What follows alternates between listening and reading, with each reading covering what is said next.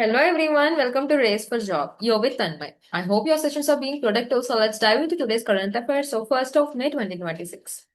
Here we go. FIFA allows Afghan women footballers to compete internationally.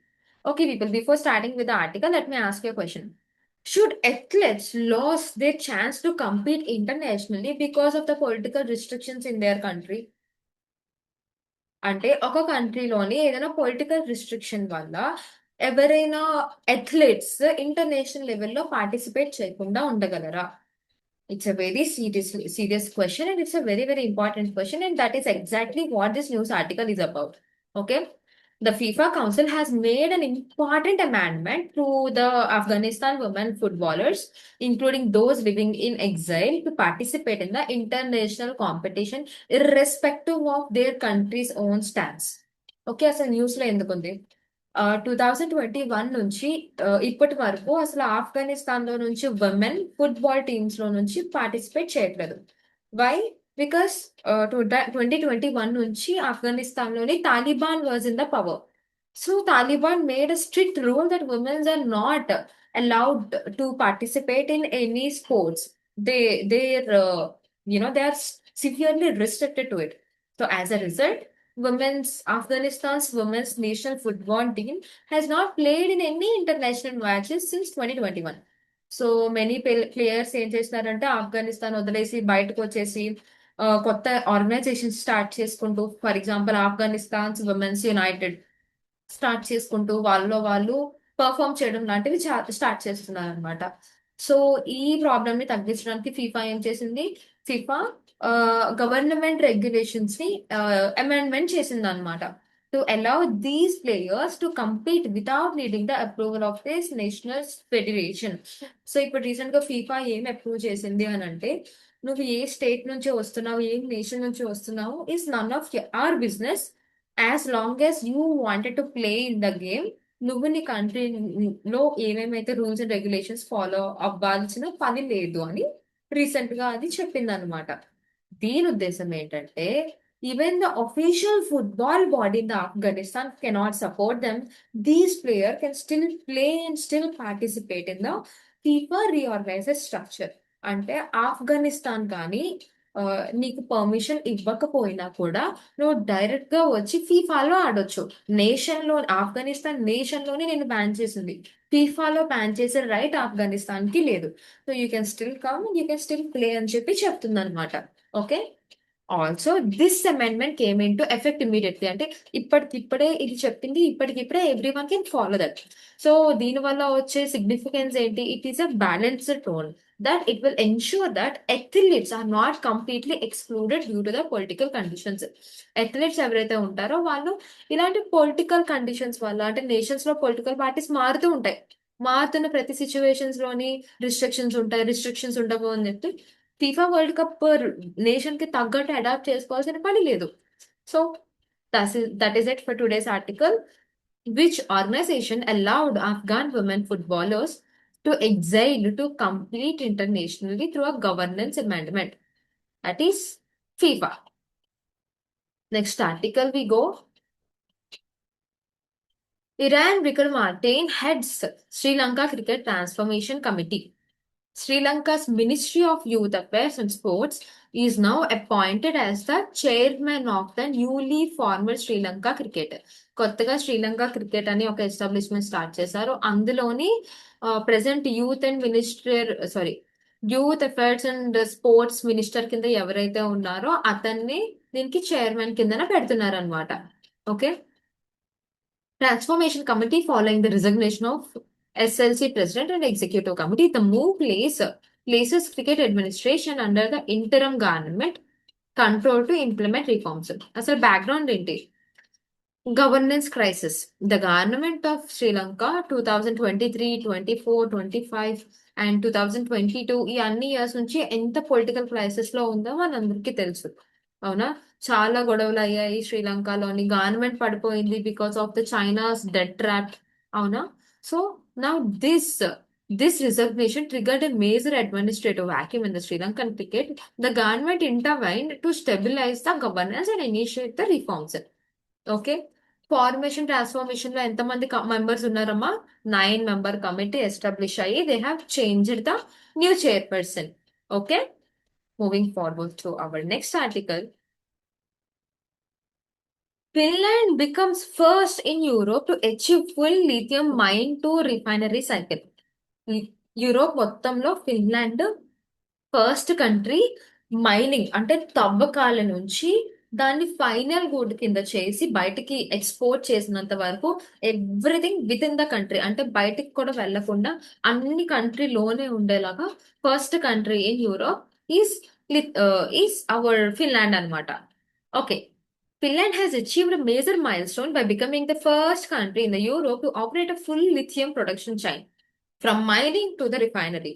The project centered at the Svaivajravi mine in the western Finland will produce battery grade lithium hydroxide, a critical raw material for electrical vehicles and electrons. So what is this development?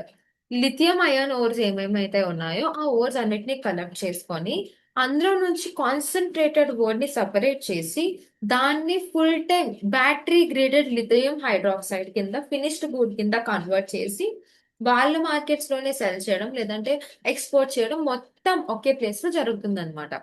Okay, this includes mining, concentrator and refinery. Everything will be happening in one go in one country anamata. So Finland is the first one. Which country became the first in Europe to establish a full lithium mine to refinery production cycle? Finland.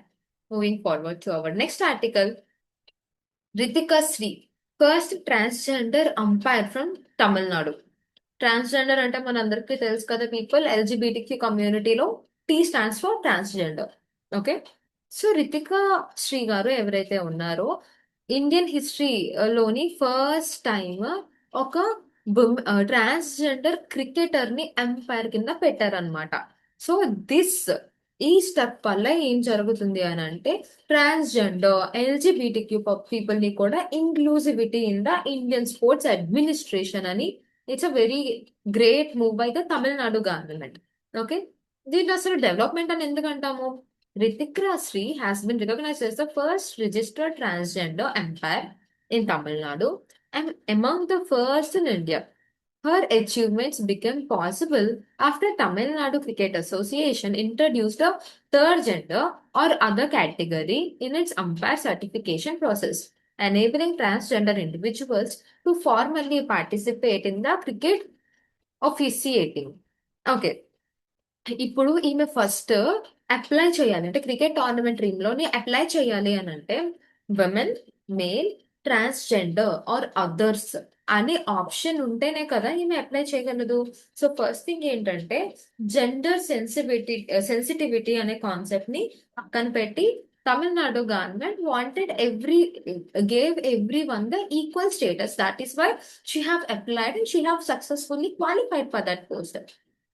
Legal and social context ఏంటి? Tamil Nadu is one of the most progressive states in India regarding transgender rights. It was the first state to introduce transgender welfare policy and has taken multiple steps to ensure legal recognition and protection of the transgender individuals. At the nation level, the National Legal Services Authority versus the Union of India recognized transgender person as a third gender, guaranteeing fundamental rights under the Constitution of India. Okay, National Legal Services Authority versus Union of India కేసులోని transgender people ని LGBTQ community మొత్తాన్ని కలిపి third category or third gender అని refer చేసింది.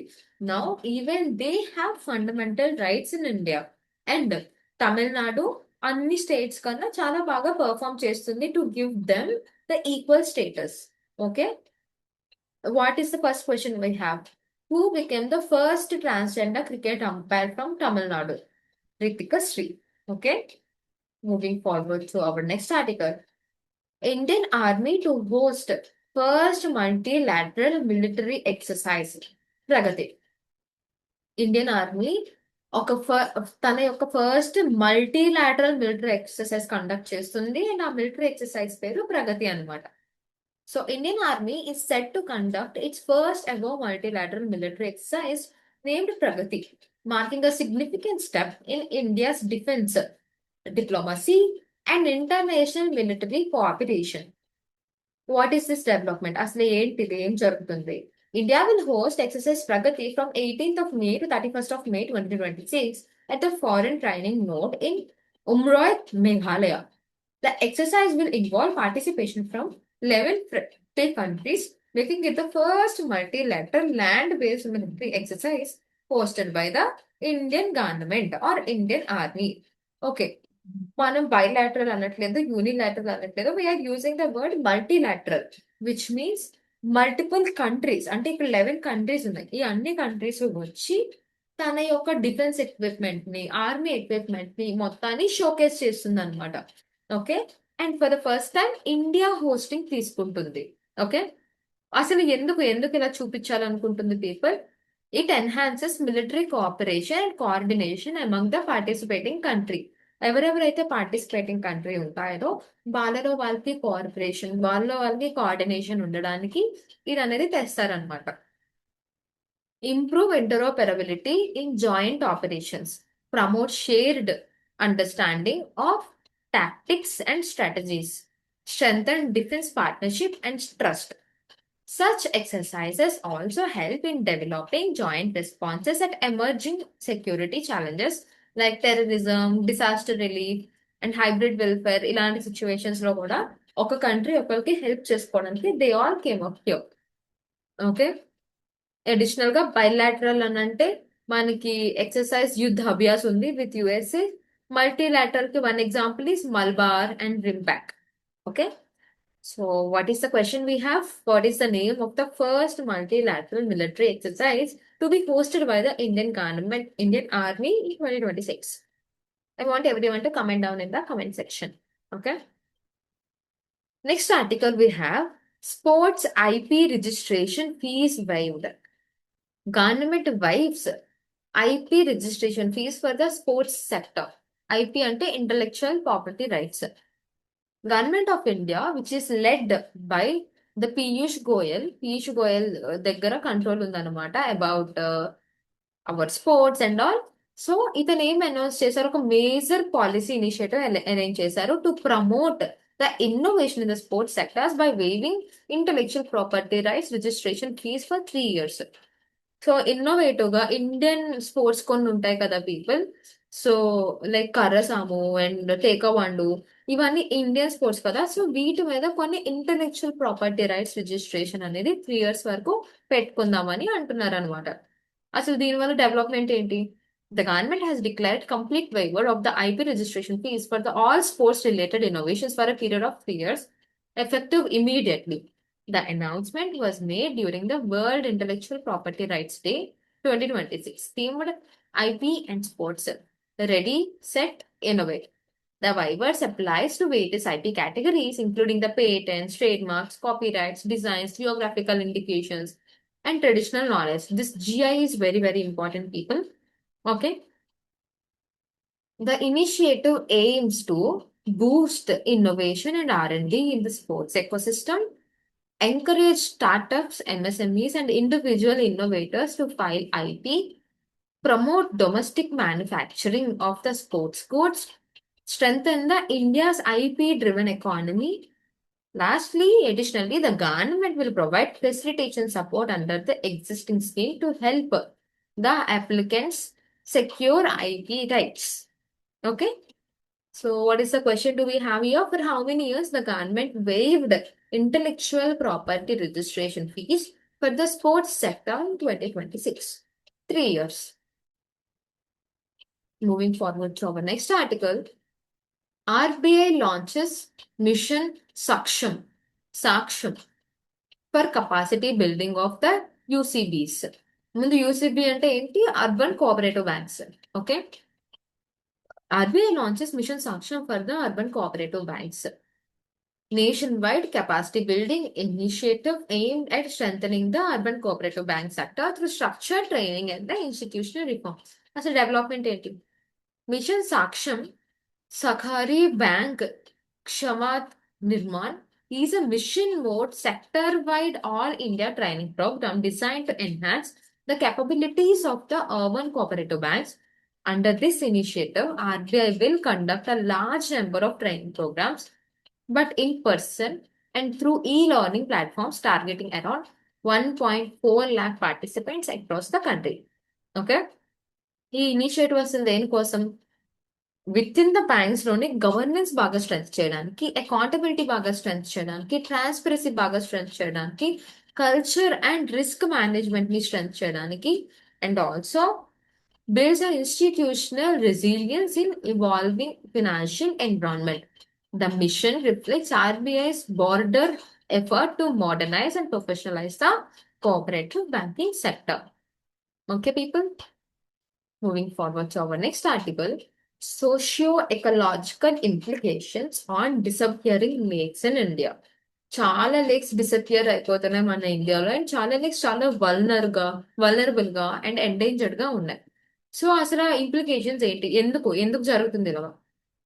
The rapid disappearance of and degradations of lakes in India has emerged as a critical environmental concern with far-reaching socio-ecological consequences affecting water security, biodiversity, and livelihood. అసలు issue ఏంటి? India is witnessing the significant decline in number of health of lake due to factors like, of course reasons ఏమేమి అవుతాయి people? Global warming, urbanization, encroachment, pollution, climate change. These are the main reasons for degrading of the lakes. A recent report highlighted that the large number of lakes, particularly in the regions like Jammu and Kashmir, have either shrunk or completely disappeared over time. Either వాటంతలో అవే అలా shrunk అయిపోతూ ఉన్నాయి, or completely disappear అయిపోతున్నాయి without any reason. Okay. The major driving behind lake degradation include, what are the main reasons? Illegal encroachments and the land use changes, especially in the urban and peri-urban areas. Urban areas లో కానీ peri urban areas లో కానీ pollution ఎక్కువ అయిపోవడం, లేదంటే encroachment చేయడం లాంటి వల్ల there is a lot of decline in the lakes, and also increasing perception of the lakes as real estate assets rather than ecological ecosystem. ఈ లేక్స్ ని రియల్ ఎస్టేట్ మార్కెట్ కింద చూస్తున్నారు కానీ ఒక నేచర్ లాగా ఎకలాజికల్ ప్రాక్టీస్ కింద చూడట్లేదు. So that could be another reason. Obviously, pollution is one reason. Eutrophication due to untreated sewage and the industrial wastage. Climate change impacts such as rising temperatures and altered rainfall patterns. ఇవన్నీ main reasons అన్నమాట lakes అన్నిటికీ disappear అయిపోవడానికి ఇండియాలో. What is the major cause behind the disappearance of the lakes in the urban India? Illegal encroachment and the land usage changes. Okay. Moving forward to our next article, brain death certification in India, Supreme Court reviews and issues. The issue of brain death certification has come under the judicial scrutiny as the Supreme Court of India examines concerns over the reliability and transparency of the process, particularly in the context of organ transplantation. అసలు ఏంటి context ఏంటి? Supreme court is currently reviewing the procedure for certifying brain death following allegations of malpractices and misuse to facilitate organ transplantation. The court has sought expert opinion from doctors at IIAMS to whether additional tests such as electroencephalogram and brain angiogram should be made mandatory instead of relying primarily on the existing opinion test. What is brain death? అసలు ఇదంతా తెలుసుకోక ముందు అసలు brain test అంటే ఏంటో చూద్దాం. Brain death or brain stem death అంటే it is defined as a irreversible cessation of all brain functions, including the brainstem, which controls the vital activities like breathing, even though the heart may continue to function with the artificial support. The individual is considered clinically dead and cannot be revived. So ఒక person ఎవరైతే ఉన్నారో వాళ్ళకి brain dead అయింది అనుకోండి, usually brain లేకపోతే a human body is nothing, because even if you want to take oxygen, even if you have your heartbeat, your brain should send you the signals. Okay. So ఇలా brain dead అయిపోయిన persons ని you know we can kill them అని అనలేము. Like వాళ్ళు ఉన్నా ఇంకా లేనట్టే, ఇంకా రివర్సిబుల్ అవ్వదు అనమాట ఆ కేసు. సో ఈ కేసు సుప్రీం కోర్టులోకి వెళ్ళింది. ఏంటంటే ఇలాగ బ్రెయిన్ డెడ్ ఎవరెవరైతే అయ్యారో వాళ్ళకి మనం మెర్సీ ఇవ్వచ్చా అని. So supreme court expertise answers కూడా తీసుకుంది. లైక్ డాక్టర్స్ ఫ్రమ్ ఐఐఏఎంస్ నుంచి ఏమనుకుంటుంది అంటే ఓన్లీ దీని మీద మాత్రమే మనం డిపెండ్ అవ్వలేము. ఎందుకంటే ఆర్గన్ ట్రాన్స్ప్లాంటేషన్ కోసం రికార్డ్స్ మార్చేయడం చాలా ఈజీ కదా పీపుల్. ఆర్గన్ ట్రాన్స్ప్లాంటేషన్ నుంచి మనకి చాలా మనీ వస్తుంది.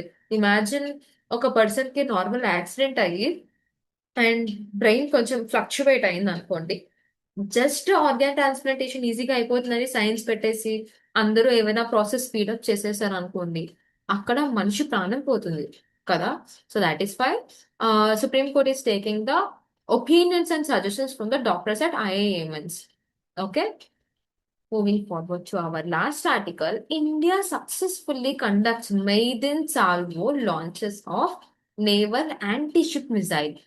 India has successfully carried out the first ever maiden salvo launch of naval anti-ship missile, marking a major achievement in the indigenous defense capabilities.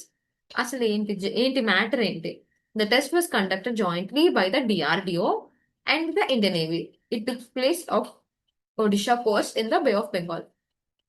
Indian navy plus DRDO ఇద్దరు కలిపి collaborative లో ఒడిషా యొక్క Coast అంటే బే of Bengal దగ్గర ఈ machine ని launch చేశారనమాట. Okay.